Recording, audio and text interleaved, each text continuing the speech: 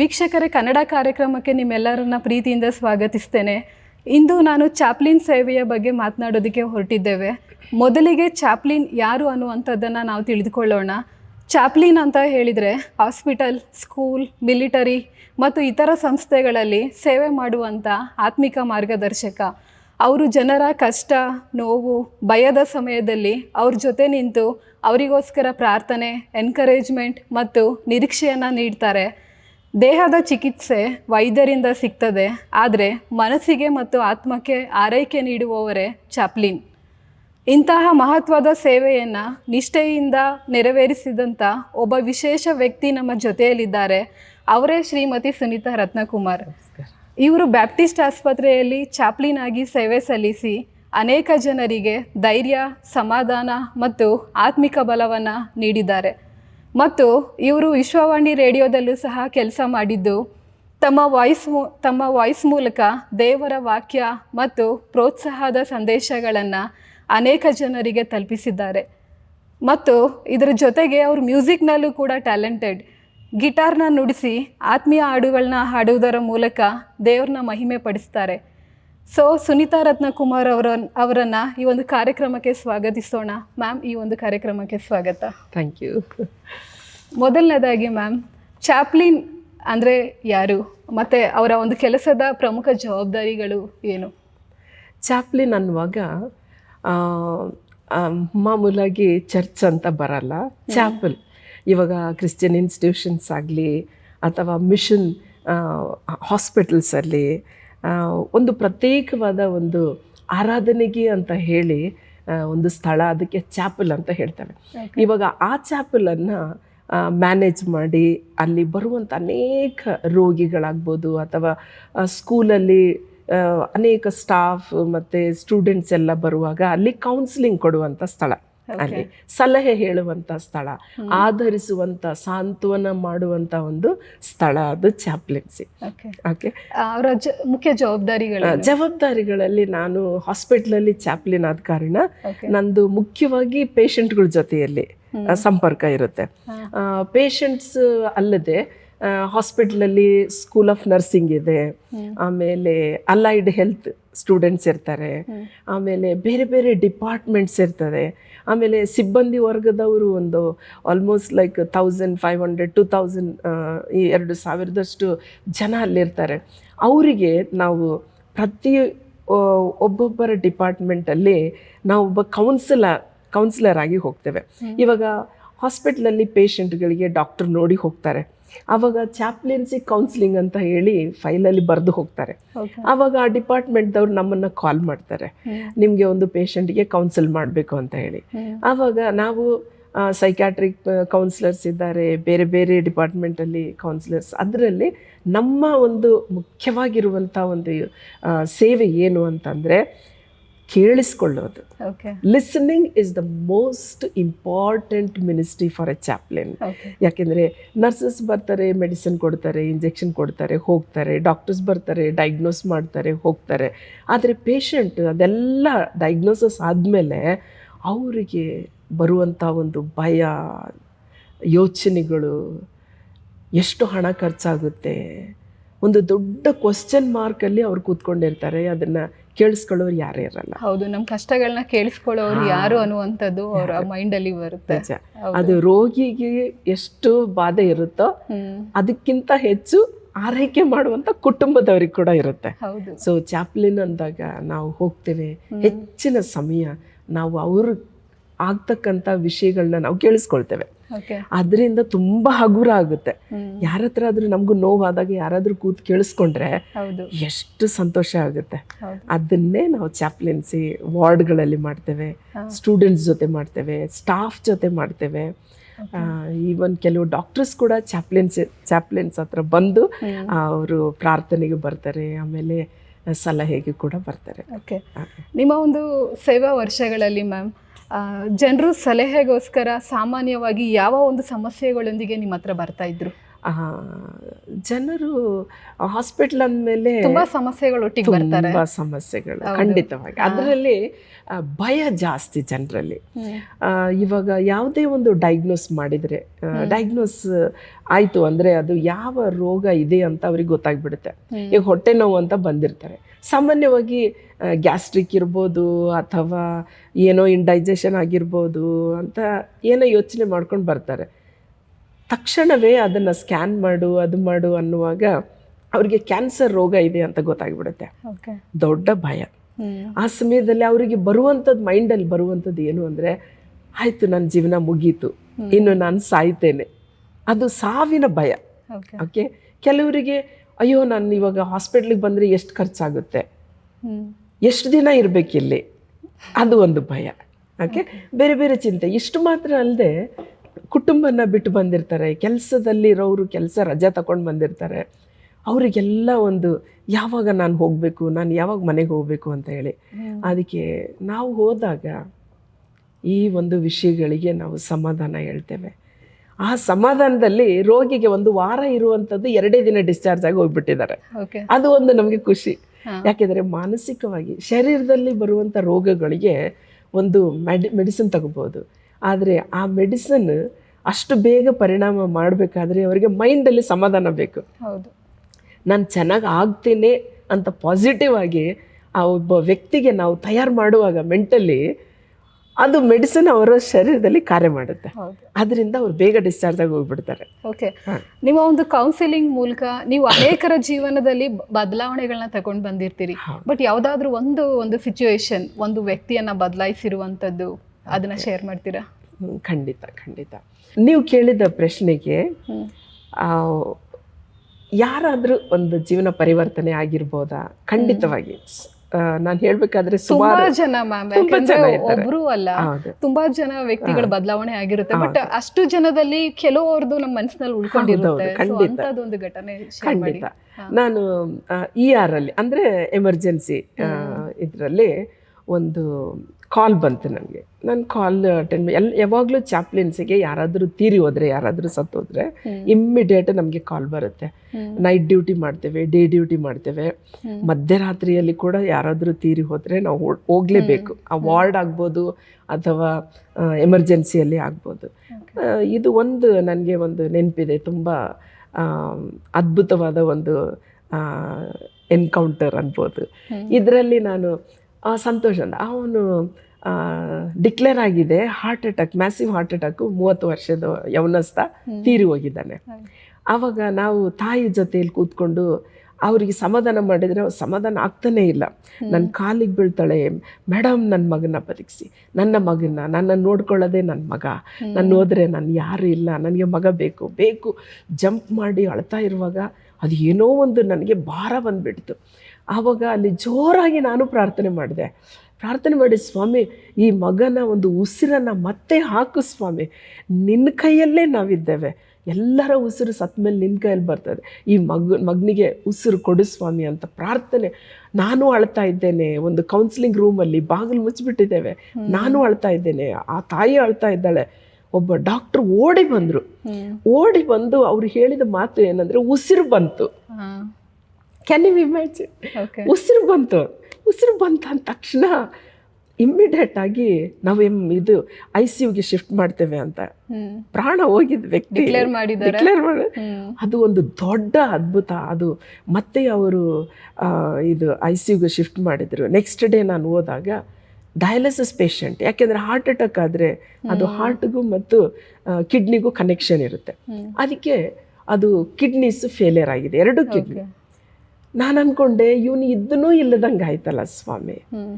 ಯಾವಾಗೇ ಆಗಲಿ ನಾವು ಪ್ರಾರ್ಥನೆ ಮಾಡುವಾಗ ದೇವರು ಅದ್ಭುತ ಮಾಡಬೇಕಾದ್ರೆ ಪರಿಪೂರ್ಣವಾಗಿ ಮಾಡ್ತೀವಿ ಸ್ವಾಮಿ, ಆದರೆ ಇದೇನು ಕಿಡ್ನಿ ಹೋಯ್ತಲ್ಲ ಅಂತ ಹೇಳಿ ತುಂಬ ದುಃಖ ಆಯಿತು. ಆಮೇಲೆ ಆ ಒಂದು ICUನಲ್ಲಿ ಹೋದಾಗ ತಾಯಿಯಲ್ಲೇ ಇದ್ದಳು, ಅವನು ಕೂತ್ಕೊಂಡಿದ್ದಾನೆ ಮೇಡಮ್ ಅಂತ ಹೇಳಿ ಪೇಷಂಟ್.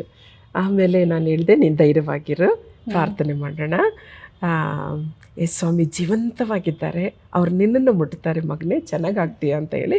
ಸ್ವಾಮಿ ಇದು ಈ ಡಯಾಲಿಸಿಸ್ ಲಾಸ್ಟ್ ಡಯಾಲಿಸಿಸ್, ಇದಾದಮೇಲೆ ಈ ಮಗನಿಗೆ ಡಯಾಲಿಸಿಸ್ ಬೇಡ, ಇವನ್ ಕಿಡ್ನಿನ ನೀನು ಮುಟ್ಟಿ ಸ್ವಸ್ಥಪಡಿಸು ಸ್ವಾಮಿ ಅಂತ ಪ್ರಾರ್ಥನೆ ಮಾಡಿ ನಾನು ಹೋಗ್ಬಿಟ್ಟೆ. ಹೋದ್ಮೇಲೆ ನೆಕ್ಸ್ಟ್ ಡೇ ಬಂದಾಗ ಅವನು ಅಲ್ಲಿರಲಿಲ್ಲ. ನನಗೊಂದು ಭಯ, ಅಯ್ಯೋ ಏನು ಮತ್ತೆ ಹಾರ್ಟ್ ಅಟ್ಯಾಕ್ ಆಯಿತಾ, ಏನಾಯಿತು, ಭಯ ಆಯಿತು. ನಾನು ಅಲ್ಲಿ ಸಿಸ್ಟರ್ ಕೇಳಿದೆ, ಎಲ್ಲಿದ್ದಾನೆ ಈ ಪೇಷಂಟ್, ಎಲ್ಲಿದ್ದಾರೆ sister, you remember yesterday what you prayed, ನೀನೇನು ಪ್ರಾರ್ಥನೆ ಮಾಡಿದೆ, ಲಾಸ್ಟ್ ಡಯಾಲಿಸಿಸ್ ಅಂದ್ರಲ್ಲ ಅದು ಹಾಗೇ ಆಯಿತು.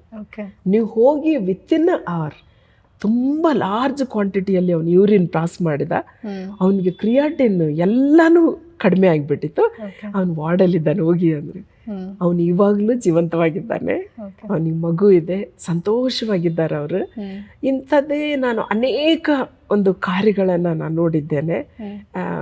ನಮ್ಮಲ್ಲಿರುವಂಥ ಒಂದು ವಿಶ್ವಾಸ, ಆ ಪೇಷಂಟ್ ಮೇಲಿರೋ ಅಭಿಮಾನ. ಇವಾಗ ಯಾರಿಗೇ ಒಂದು ಕಾಯಿಲೆ ಬಂದಾಗ ನಾವು ಅವರು ಪರಾಯ, ನಾನು ಬೇರೆ ಅಂತ ನಾನು ಯೋಚನೆ ಮಾಡಲ್ಲ. ಇದು ನನ್ನ ಕುಟುಂಬ, ಮಾನವರ ಮೇಲೆ ಒಂದು ಕುಟುಂಬ. ನನ್ನ ಮನೆಯಲ್ಲಿ ಯಾವ ರೀತಿಯಾಗಿ ನಾನು ಕಣ್ಣೀರು ಹಾಕಿ ಪ್ರಾರ್ಥನೆ ಮಾಡ್ತೇನೋ ಅದೇ ರೀತಿಯಲ್ಲಿ ಹಾಸ್ಪಿಟ್ಲಲ್ಲಿ ಕೂಡ ನಾನು ಯಾರಿಗೇನಾದರೂ ಕೂಡ ಇವ್ರು ಚೆನ್ನಾಗಿ ಆಗಬೇಕು, ಇವ್ರು ಬೇಗ ಮನೆಗೆ ಹೋಗ್ಬೇಕು, ಇವ್ರ ಸಾಲಗಳು ತೀರಬೇಕು, ಇವ್ರಿಗೆ ಒಳ್ಳೇದಾಗಬೇಕು ಸ್ವಾಮಿ ಅಂತ ಪ್ರಾರ್ಥನೆ. ಓಕೆ. ಮತ್ತು ಮ್ಯಾಮ್, ರೋಗಿಗಳು ಮತ್ತು ಅವರ ಕುಟುಂಬದವರ ಸಮಸ್ಯೆಯನ್ನು ಕೇಳುವಾಗ ಅದು ನಿಮ್ಮ ಮೇಲೆ ಪರ್ಸ್ನಲಿ ಯಾವ ರೀತಿ ಪರಿಣಾಮ ಬೀರ್ತದೆ? ಹೌದು ವೀಣಾ, ಮುಂಚೆ ನನಗೆ ಹೊಸದಾಗಿ ಜಾಯ್ನ್ ಆದಾಗ ನಾನು ಯಾರಾದರೂ ಸತ್ತರೆ ನಾನು ಅವ್ರಿಗಿಂತ ಹೆಚ್ಚು ಅಳ್ತಾ ಇದ್ದೆ. ಒಂದು ನೋವು ದುಃಖ ನಾನು ನೋಡಿಲ್ಲ ಅದೆಲ್ಲ. ಆಮೇಲೆ ವಾರ್ಡಲ್ಲಿ ಹೋಗಿ ಯಾವುದಾದ್ರೂ ಅವ್ರದ್ದು ವಿಷಯಗಳು ನಾನು ಅವ್ರ ಕಷ್ಟನ ಹೇಳ್ತಾ ಇರುವಾಗ ತುಂಬ ದುಃಖ, ಇಡೀ ದಿನ ನಾನು ದುಃಖಿಸ್ತಾ ಇದ್ದೆ. ಮನೆಗೆ ಹೋದ್ಮೇಲೂ ಅದೇ ಯೋಚನೆ. ಆಮೇಲೆ ನಾನು ಯೋಚನೆ ಮಾಡಿದೆ, ನಾನೇ ಇಷ್ಟು ದುಃಖಪಟ್ಟರೆ ಅವ್ರ ದುಃಖನ ನಾನು ಹೇಗೆ ಪರಿಹಾರ ಮಾಡೋಕ್ಕಾಗುತ್ತೆ? ಅದಕ್ಕೆ ನಾನು ಪ್ರಾರ್ಥನೆ ಮಾಡಿ, ನನಗೆ ದೇವರು ಬಲ ಕೊಡು ಸ್ವಾಮಿ, ಇದನ್ನೆಲ್ಲ ಎದುರಿಸೋಕ್ಕೆ ನನಗೆ ಶಕ್ತಿ ಕೊಡು.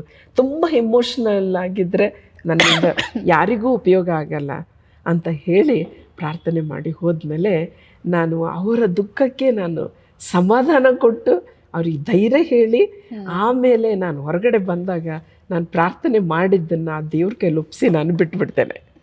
ಯಾಕೆಂದರೆ ನಾನು ಅದನ್ನು ಹೊತ್ಕೊಂಡು ಬಂದರೆ ನಾನು ಮಾಡಿರೋ ಪ್ರಾರ್ಥನೆಗೆ ಬೆಲೆ ಇಲ್ಲ. ಹಾಗೆ ನೀವು ಚಾಪ್ಲಿನ್ ಆಗಿ ಎದುರಿಸಿದಂಥ ಕೆಲವೊಂದು ಪ್ರಮುಖ ಚಾಲೆಂಜಸ್ಗಳು ಯಾವುದು?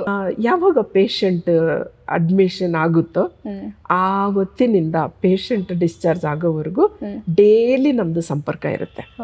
ಡೈಲಿ ಅದು ಸ್ಪೆಷಲಿ ಪೀಡಿಯಾಟ್ರಿಕ್ ವಾರ್ಡ್, ಚಿಕ್ಕ ಮಕ್ಕಳ ಒಂದು ವಾರ್ಡಲ್ಲಿ ಹೋದಾಗ ಮಾತ್ರ ತುಂಬ ಅಟ್ಯಾಚ್ಮೆಂಟ್ ಆಗಿಬಿಡುತ್ತೆ ಆ ಮಗು ನಮ್ಮ ಜೊತೆಗೆ. ನಾವು ಮಕ್ಕಳು ನಮ್ಮನ್ನು ನೋಡಿ ನಗ್ತವೆ, ಒಂದು ಅಟ್ಯಾಚ್ಮೆಂಟ್ ಆಗುತ್ತೆ. ದಿನ ಅವರಿಗೆ ಜೊತೆಯಲ್ಲಿ ಕೌನ್ಸಿಲಿಂಗ್ ಮಾಡೋದು, ಎನ್ಕರೇಜ್ ಮಾಡೋದು, ಡಾಕ್ಟರ್ ಜೊತೆ ಮಾತಾಡೋದು ಎಲ್ಲ ಮಾಡ್ತಾ ಇರುವಾಗ ಆಮೇಲೆ ಆ ಮಗುನ ಜೊತೆಯಲ್ಲಿ ಸಡನ್ನಾಗಿ ಆ ಮಗು ತೀರಿ ಹೋಗುತ್ತೆ. Unexpected sudden death, respiratory problem ಆಯಿತು. ನೈಟ್ ಅದು ಮಗು ತೀರಿ ಹೋದಾಗ ಅದಕ್ಕೆ ಆಗುವಂಥ ಒಂದು ದುಃಖ ಭಾಳ. ಇಷ್ಟೆಲ್ಲ ಮಾಡಿ ಮಗು ಚೆನ್ನಾಗಾಗ್ತದೆ, ಮನೆಗೆ ಹೋಗುತ್ತೆ ಅನ್ನುವಾಗ ಆವಾಗ ಆ ತಂದೆ ತಾಯಿಗಳು ಡಾಕ್ಟ್ರುಗಳ ಮೇಲೆ ರೇಗ್ತಾರೆ, ಹಾಸ್ಪಿಟಲ್ ಮೇಲೆ ರೇಗ್ತಾರೆ, ನಮ್ಮ ಮೇಲೆ ರೇಗ್ತಾರೆ. ಏನು ಮೇಡಮ್ ನೀವೆಲ್ಲ ಚೆನ್ನಾಗಾಗ್ತದೆ ಅಂತ ಹೇಳಿ ಏನಾಯಿತು? ಅವ್ರಿಗೆ ನಾವು ಮುಖ ನೋಡೋಕ್ಕೂ ತೋರ್ಸೋಕ್ಕೂ ನಮಗೆ ಧೈರ್ಯ ಇರಲ್ಲ. ಯಾಕೆಂತಂದರೆ ಈ ಮಗು ಬದುಕಬೇಕು ಅನ್ನೋ ಆಸೆ ನಮಗೆ, ಡಾಕ್ಟ್ರುಗಳಿಗೂ ಅದೇ ಆಸೆ, ಕುಟುಂಬಕ್ಕೂ ಆಸೆ. ಆ ಮಗು ತೀರಿದಾಗ ಭಾಳ ಭಯಂಕರವಾದ ಒಂದು ನೋವು. ಕೆಲವೊಂದು ಡೆತ್ ಆದಾಗ ಮಗು ಸಮಾಧಿವರೆಗೂ ನಾನು ಹೋಗಿದ್ದೇನೆ, ಆ ಕುಟುಂಬದವರೆಗೂ ನಾನು ಹೋಗಿ ಮಾಡಿ ಬಂದಿದ್ದೇನೆ. ಅದಕ್ಕೆ ಇದು ಒಂದು ತುಂಬ ದುಃಖಕರವಾದ ಒಂದು ಇದು ಚಾಲೆಂಜ್ ಅನಿಸ್ತದೆ ನನಗೆ ಇದು. ಓಕೆ. ಹಲವಾರು ಸಂಸ್ಥೆಗಳಲ್ಲಿ ಮ್ಯಾಮ್, ಸ್ಕೂಲ್, ಹಾಸ್ಪಿಟಲ್, ಈ ಒಂದು ಸ್ಥಳಗಳಲ್ಲಿ ಚಾಪ್ಲಿನ್ ಮತ್ತು ಈ ಒಂದು ಕೌನ್ಸಿಲರ್ಸ್ ಇಲ್ಲ. ಸೊ ಅಂತಹ ಸಂಸ್ಥೆಗಳಿಗೆ ನೀವು ಯಾವ ರೀತಿ ಸಜೆಷನ್ ಕೊಡ್ತೀರಾ? ಮಾನವರಾದಮೇಲೆ ಸಮಸ್ಯೆಗಳು, ಚಾಲೆಂಜಸ್ ಮತ್ತು ಇಮೋಷ್ನಲಿ, ಮೆಂಟಲಿ, ಸೈಕಾಲಜಿಕಲಿ, ಫಿಸಿಕಲಿ ಎಲ್ರಿಗೂ ಸಮಸ್ಯೆಗಳಿರ್ತವೆ. ಓಕೆ. ಅದನ್ನು ಕೇಳಿಸ್ಕೊಳ್ಳೋರು ಯಾರೂ ಇರಲ್ಲ.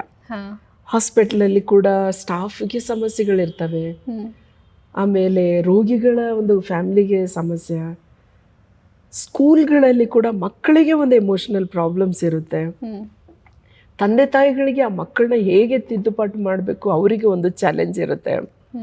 ಒಂದು ಮಗು ತುಂಬ ತುಂಟೈತಂದ್ರೆ ಟೀಚರ್ಗೆ ಕಂಟ್ರೋಲ್ ಮಾಡೋಕ್ಕೂ ಕಷ್ಟ ಆಗುತ್ತೆ. ಆದ್ರೆ ಸ್ಕೂಲ್ಗಳಲ್ಲಿ ಅವ್ರು ಏನು ಅನ್ಕೊಳ್ತಾರೆ ಅಂದ್ರೆ ಟೀಚರ್ಸ್ ಇದ್ದಾರೆ, ಟೀಚರ್ಸ್ ಕಂಟ್ರೋಲ್ ಮಾಡಿದ್ರೆ ಸಾಕು ಅಂತಾರೆ. ಆದ್ರೆ ಈ ಒಂದು ಚಾಪ್ಲಿನ್ ಇದ್ರೆ ಎಷ್ಟು ಒಳ್ಳೇದು ಅನ್ನುವಂತ ಖಂಡಿತ. ಇವಾಗ ಟೀಚರ್ ಆಮೇಲೆ student relationship is very different. ಅವ್ರದ್ದು ತುಂಬ ಬೇರೆ ಆಗಿರುತ್ತೆ. ಯಾಕೆಂತಂದ್ರೆ ಅವರು ಕರಿಕ್ಯುಲಮ್ ಅನ್ನ ಅವರು ಅದ್ರ ಮೇಲೆ ಫೋಕಸ್ ಮಾಡಿರ್ತಾರೆ. ಮಗು ಚೆನ್ನಾಗಿ ಓದಬೇಕು, ಇದನ್ನ ಬರಿಬೇಕು, ಇದನ್ನ ಮಾಡಬೇಕು, ಟೆಸ್ಟ್ ಬರಿಬೇಕು, ಟೀಚರ್ಸ್ ಟೀಚಿಂಗ್ ಮೇಲೆ ಇರ್ತದೆ.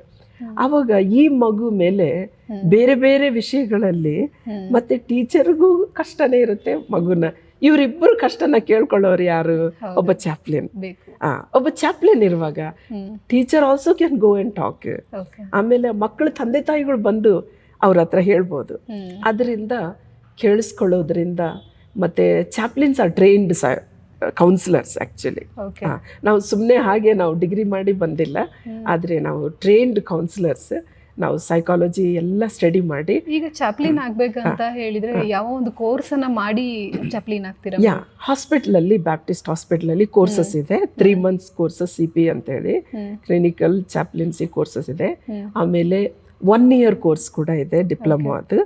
ಅದನ್ನ ನೀವು ಮಾಡಿದ್ರೆ ಖಂಡಿತವಾಗಿ ನೀವು ಎಲ್ಲಾದ್ರೂ ಯಾವ ಇನ್ಸ್ಟಿಟ್ಯೂಷನಲ್ಲಾದ್ರೂ ಕೂಡ ವೆರಿ ಎಫಿಷಿಯೆಂಟ್ ಆಗಿ ನೀವು ಕೌನ್ಸಿಲರ್ ಆಗ್ಬೋದು ಮತ್ತೆ ಚಾಪ್ಲಿನ್ ಕೆಲಸ ಮಾಡ್ಬೋದು. ನಿಮ್ಮ ಒಂದು ಅಭಿಪ್ರಾಯ ಪ್ರತಿಯೊಂದು ಸ್ಕೂಲ್ ಹೌದು ಮತ್ತೆ ಒಂದು ಹಾಸ್ಪಿಟಲ್ ಅಲ್ಲಿ ಒಂದು ಕೌನ್ಸಿಲರ್ಸ್ ಇರಬೇಕು, ಕೇಳುವಂತ ಒಂದು ವ್ಯಕ್ತಿ ಇರಬೇಕು. ನಿಜ ನಿಜ ನಿಜ. ಓಕೆ, ನಿಮ್ಮ ಒಂದು ರಿಲಿಜಿಯಸ್ ಫೇತ್ ನಿಮ್ಮ ಒಂದು ಪ್ರೊಫೆಷನ್ಗೆ ಯಾವ ರೀತಿ ಪ್ರಭಾವ ಬೀರಿದೆ ಮ್ಯಾಮ್?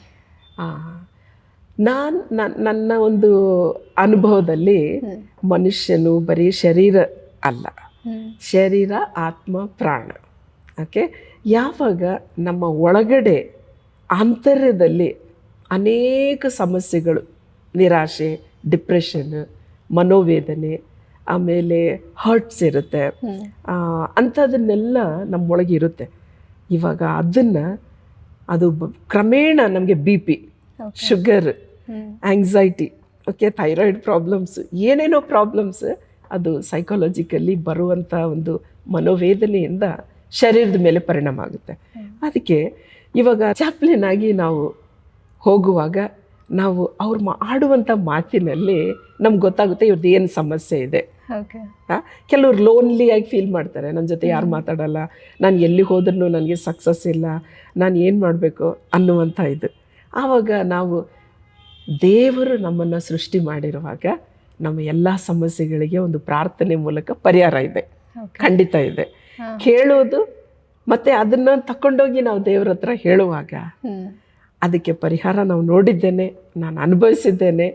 ಅದಕ್ಕೆ ನಾನು ಎಲ್ಲೇ ಹೋದರೂ ಕೂಡ ಪ್ರಾರ್ಥನೆ ಅನ್ನುವಂಥದ್ದು ಒಂದು ಬಲವಾದ ಒಂದು ಸಾಧನ ಅಂತ ಹೇಳ್ಬೋದು ಚಾಪ್ಲಿನ್ಸಿಯಲ್ಲಿ. ಓಕೆ, ಕೊನೆಯದಾಗಿ ಮ್ಯಾಮ್, ಚಾಪ್ಲಿನ್ ಸೇವೆ ಮಾಡುವಂಥ ಯೂತ್ಸಿಗೆ ಯಾವ ಒಂದು ಸಜೆಷನ್ ಕೊಡೋದಕ್ಕೆ ಇಷ್ಟಪಡ್ತೀರಾ? ನೀವು ಒಂದು ವೇಳೆ ಗ್ರ್ಯಾಜುಯೇಟ್ ಆಗಿರ್ಬೋದು ಅಥವಾ ಪೋಸ್ಟ್ ಗ್ರಾಜುಯೇಟ್ ಆಗಿರ್ಬೋದು, ಒಂದು 3 months ಕೋರ್ಸ್ ಮಾಡಿ ಬ್ಯಾಪ್ಟಿಸ್ಟಲ್ಲಿ. ಓಕೆ, ಇದು ಬರೀ ಬ್ಯಾಪ್ಟಿಸ್ಟ್ ಅಲ್ಲಿ ಮಾತ್ರ ಇದೆಯಾ ಮತ್ತೆ ಬೇರೆ ಕಡೆ ಇದೆಯಾ? CMC ವೆಲ್ಲೂರಲ್ಲಿ ಕೂಡ ಇದೆ. CMC ವೆಲ್ಲೂರಲ್ಲಿ ಇದೆ, ಇನ್ನು ಬೇರೆ ಬೇರೆ ಇನ್ಸ್ಟಿಟ್ಯೂಷನಲ್ಲಿ ಆಫರ್ ಮಾಡ್ತಾರೆ. ಆವಾಗ ಈ ಚಾಪ್ಲಿನ್ಸಿ ಕೆಲಸಕ್ಕೆ ಹೋಗಬೇಕು ಅಂತಂದರೆ ಬ್ಯಾಪ್ಟಿಸ್ಟಲ್ಲಿ, CMC ವೆಲ್ಲೂರಲ್ಲಿ, ಇನ್ನು ಬೇರೆ ಕಡೆ ಲೂಧಿಯಾನ ಅಲ್ಲಿ ಇದೆ. ಇದರಲ್ಲಿ ನೀವು ಮಾಡಿದರೆ ಏನಾಗುತ್ತೆ, you are really thoroughly trained to handle every emotional problem, anxiety ಆಗಲಿ ಅಥವಾ ಆ ರೋಗಿ ಜೊತೆಲಿ ಹೇಗೆ ಮಾತಾಡಬೇಕು, ಹೇಗೆ ಕೇಳಿಸ್ಕೋಬೇಕು. Even listening is also skill actually. Okay, listening ನಾವು ಪ್ರಿಟೆಂಡ್ ಮಾಡೋಕ್ಕಾಗಲ್ಲ. ಓಕೆ, ಪ್ರಿಟೆಂಡ್ ಮಾಡೋಕ್ಕಾಗಲ್ಲ, ಅದು ರಿಯಲಿ ಇಂಟೆನ್ಸಿವ್ ವರ್ಕ್ ಇದೆ. ಅದು ನಾವು ಅದು ಕೋರ್ಸ್ ಮಾಡೋದ್ರಿಂದ ಖಂಡಿತವಾಗಿ ಅವರು ಆಗ್ಬೋದು. ಈ ಒಂದು ಕೋರ್ಸ್ ಕೇವಲ ಕೆಲಸಕ್ಕೆ ಮಾತ್ರ ಅಲ್ಲ, ಈವನ್ ನಮ್ಮ ವೈಯಕ್ತಿಕ ಜೀವನದಲ್ಲಿ how to talk, how to understand other person, when a person is behaving different ಆಗಿ ಮಾಡಿದರೆ ಏನು ಕಾರಣ ಇರ್ಬೋದು, ವಿ ಅಂಡರ್ಸ್ಟ್ಯಾಂಡ್ ಅದರ್ ಇದು ಬರೀ ಹಾಸ್ಪಿಟಲ್ ಸ್ಕೂಲ್ ಮಾತ್ರ ಅಲ್ಲ, ಒಂದು ಸೊಸೈಟಿಯಲ್ಲಿ ನಾವು ಜೀವಿಸುವಾಗ್ಲೂ ಕೂಡ ಒಂದು ವ್ಯಕ್ತಿಯನ್ನ ಅರ್ಥ ಮಾಡ್ಕೊಳ್ಬೇಕು ಅಂತ ಹೇಳಿದ್ರೆ ಇದು ಯೂಸ್ಫುಲ್. ಖಂಡಿತ. ಬಿಕಾಸ್ ಮಾನವನು ಒಂದು ರಿಲೇಶನ್ಶಿಪ್ ಇಲ್ಲದೆ ನಾವು ಜೀವನ ಮಾಡಲ್ಲ. ಹೌದು, ಸಮಾಜ ದಲ್ಲಿರುವವರು, ಅದಕ್ಕೆ ಕುಟುಂಬದಲ್ಲೇ ನಮಗೆ ಸಹಾಯ ಆಗುತ್ತೆ. ಗಂಡ ಹೆಂಡತಿ ಮಧ್ಯೆ ರಿಲೇಷನ್ನು, ಮಕ್ಕಳ ಜೊತೆ ರಿಲೇಷನ್ನು, ಮತ್ತು ನೇಬರ್ಹುಡ್ಡಲ್ಲಿ ರಿಲೇಷನ್, ಇದೆಲ್ಲ ಒಂದು ವ್ಯಕ್ತಿಯನ್ನು ಫಾರ್ಮ್ ಮಾಡುವಂಥ ಒಂದು ಕೋರ್ಸ್ ಆಗಿದೆ. ಆಮೇಲೆ ಇದು ತುಂಬ ಯೂಸ್ಫುಲ್ ಇದೆ ಚಾಪ್ಲಿನ್ಸಿಯಲ್ಲಿ. ಮ್ಯಾಮ್, ಈ ಒಂದು ಕಾರ್ಯಕ್ರಮಕ್ಕೆ ಆಗಮಿಸಿ ಚಾಪ್ಲಿನ್ ಅಂದ್ರೆ ಏನು ಮತ್ತೆ ಅದರ ಜವಾಬ್ದಾರಿಯನ್ನ ಕುರಿತು ನಮ್ಮೊಟ್ಟಿಗೆ ಮಾತನಾಡಿದ್ದೀರಿ, ಅದಕ್ಕಾಗಿ ನಿಮಗೆ ವಂದನೆಗಳು. ತುಂಬ ವಂದನೆಗಳು ನನಗೆ ಅವಕಾಶ ಕೊಟ್ಟಿದ್ದಕ್ಕೆ. ಓಕೆ ವೀಕ್ಷಕರೇ, ಈ ಒಂದು ಕಾರ್ಯಕ್ರಮ ಕುರಿತು ನಿಮಗೆ ಅನಿಸಿಕೆ ಮತ್ತು ನಿಮ್ಮ ಅಭಿಪ್ರಾಯಗಳನ್ನ ಸ್ಕ್ರೀನ್ ಮೇಲೆ ಬರುವಂಥ ನಂಬರ್ಗೆ ಕರೆ ಮಾಡಿ ತಿಳಿಸಬಹುದು. ಧನ್ಯವಾದಗಳು.